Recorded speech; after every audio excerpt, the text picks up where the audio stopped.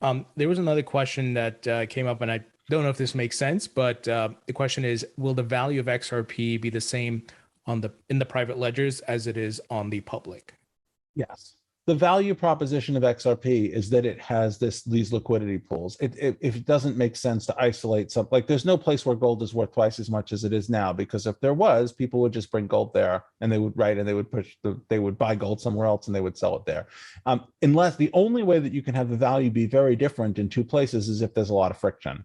And if there's friction, someone will make a business of removing that friction. So I don't see any realistic scenario where XRP has significantly different value unless something's wrong. So like a good example of a case, there was a time where the value of XRP, they called it the kimchi premium, right? Where the value of XRP in some Asian countries was very high, but that was because there were capital controls, right? That was because things were bad.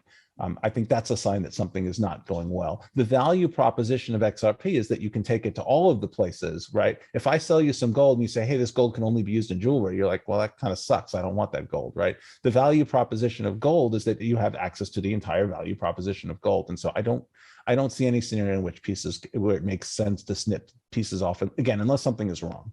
Sure.